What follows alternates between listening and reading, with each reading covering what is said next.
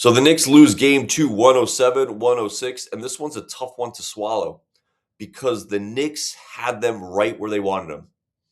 Going into the fourth, they were up 8, and Mike Brown rested Brunson and Cat. And by the time those two came in, with 7:55 left in the game, the Knicks lead had gone from 8 to 9. And the Knicks are an excellent fourth quarter team. I mean, Brunson's the reigning clutch player of the year. Normally, he takes them home. And last night, I mean, he said it himself. They froze.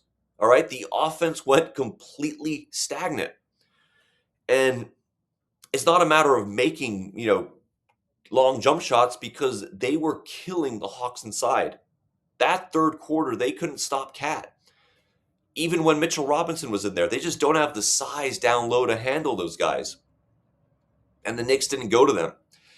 And what bothered me even more was, because there's one thing, you make shots, you don't make shots, fine. Not going down low, that's one thing that was annoying. But on the defensive end, CJ McCullough, who's a veteran, who's a great NBA player, he was having a night, and there's sometimes you want to tip your cap.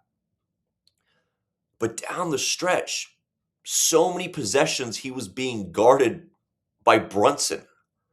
Brunson is not exactly Gary Payton or Scottie Pippen. I mean, first of all, you want to get the ball out of CJ McCullough's hands when he's that hot. But at the very least, put your best defender on him. I didn't even mind his last bucket when they had OG on him and he forced him in the corner to make a tough shot. But too many of those possessions, he just blew by Brunson like he wasn't even there. So that was tough to see. And one more. So Mike Brown, he had a tough game because not only with those defensive assignments, down the stretch, you just felt the game slipping away. You felt the momentum changing.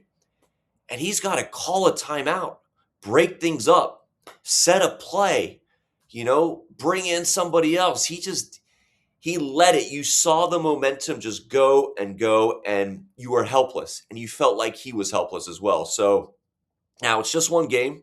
I know it's normal in the playoffs to react to each game, but this is what bothers me. And I mentioned this yesterday. The NBA playoffs is a war of attrition. You got to stay healthy. You got to stay fresh. And the more deep series you have, the tougher you make it. So I want the Knicks to take care of business because right now, they're not fighting to put away the Hawks. They're fighting to take control of the series again. So, yeah, frustrating game. And again, next game 3, what I'm looking for, obviously, move the ball on offense, take advantage of your size, all right, and use your best defensive players on the hot man, all right? I know it's easy to say sit here from a podcast and say that, but it's what the Knicks got to do, all right? I expect them to win this series. I expect them to take control game 3. Have a great Tuesday, and I'll talk to you after game 3.